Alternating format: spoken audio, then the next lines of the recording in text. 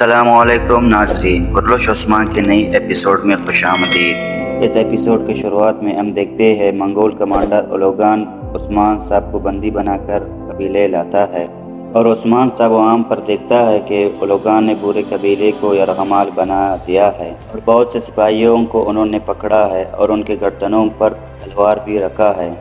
اور اولوگان عثمان صاحب سے کہتا ہے کہ اپنے تکبر کا انجام دیکھو، تمہارے لوگوں کا جو حال ہوا ہے اسے دیکھو۔ اور عثمان صاحب اپنے لوگوں کو دیکھتا ہے اور قبیلے کو دیکھتا ہے، اور قبیلہ پوری طرح سے تباہ ہو چکا ہے اور یوسف سرجا کو بھی انہوں نے قید کر دیا ہے۔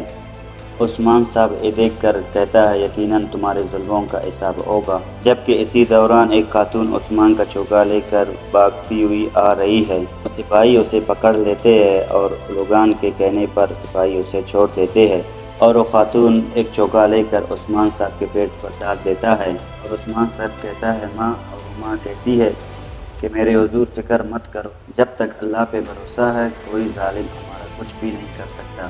اور عثمان صاحب یہ بات سن کر بہت خوش ہوتے ہیں اور کہتے ہیں جب تک آپ جیسی ماؤں کی دعائیں میرے ساتھ ہے اس سلطنت کا کوئی بال بھی باقا نہیں کر سکتا۔ اور پھر عثمان صاحب اسے گلے لگاتا ہے، اور پھر اولوگان کہتے ہیں چلو جلدی کرو، اور پھر کچھ سپاہی اسے پیچھے کرتے ہیں اور عثمان صاحب کو لے جاتے ہیں۔ اور مریم بھی وہیں پر بیٹھی ہے اور عثمان صاحب کو دیکھ رہا ہے، اور غازی بھی عثمان صاحب کو دیکھ کر بہت پریشان ہو رہا ہے۔ اور اس کے بعد اولوگان انتکا کو بلا دیتا ہے اور انتکا اس کے پاس آتا ہے، اور اولوگان اس سے کہتا ہے عثمان کی بیوی اور ان کے بیٹوں کو میرے سامنے لاؤ اور وہ سب ایک ساتھ موت کے منہ میں جا سکیں۔ تو جواباً انتکا شرمندہ ہوتا ہے اور کہتا ہے اولوگان کو تھوڑے سے لوگوں کے ساتھ فرار ہو گئے اور سپاہی ان کے پیچھے ہے، جلد سے جلد انہیں ڈھونڈ لیں گے۔ یہ سن کر اولوگان کو بہت زیادہ غصہ آتا ہے اور کہتا ہے فرار ہو گئے، اور کہتا ہے ان سرزمینوں میں کوئی سراغ ہے جو ان کو منگولوں سے بچا سکتا ہے۔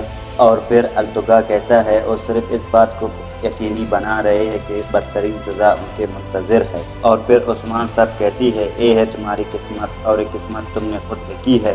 اور اولوگان کہتا ہے میں تمہاری بیوی اور بچوں کو مرتا ہوا دیکھنا چاہتا تھا عثمان، لیکن اب ایسا لگتا ہے عثمان ان لوگوں سے پہلے موت تمہیں اپنی شکنجے میں کھینچے گی۔ تمہارے سرزمینوں کو ملیا میٹ کر دوں گا میں، اور تمہاری نسل کو ختم کر دوں گا، تمہارے پاس اب کچھ نہیں رہے گا عثمان۔ اور پھر عثمان صاحب کہتا ہے تم مجھے مار دو اور میرے بچوں کو بھی مار دو اور میرے خاندان میں سے کسی کو بھی زندہ نہ چھوڑو، تم ترکوں کے نظریات کو ہرگز انجام نہیں دے سکتے۔ اور دوسرے طرف غازی غصے میں آتا ہے اور کہتا ہے بس بہت ہو گیا، اور عثمان کی طرف بڑھنے لگتا ہے۔ اور دوسری طرف عائشہ کہتا ہے غازی تم کیا کر رہے ہو؟ لیکن غازی بھاگتا بھاگتا اولوگان کی طرف آتا ہے اور انتکا اسے راستے میں ہی پکڑ لیتا ہے، اور غازی کہتا ہے چھوڑو مجھے چھوڑو، اور انتکا کہتا ہے کہاں جا رہے ارتائی کے بیٹے؟ اور غازی کہتا ہے مجھ سے ہاتھ ہٹاؤ لومڑ، اور انتکا کو مکے مارنے لگتا ہے، اور یہ دیکھ کر انتکا ہنستا ہے۔ اور پھر غازی کہتا ہے جس شخص کو تم لوگوں نے زنجیروں میں جکڑا ہوا ہے وہ عثمان صاحب ہے، کیا تم لوگوں کو اپنی موت کا پرواہ نہیں ہے؟ اور پھر انتکا سپاہی سے کہتا ہے اسے خیمے میں لے جاؤ، اور سپاہی اسے خیمے میں لے جاتے ہیں۔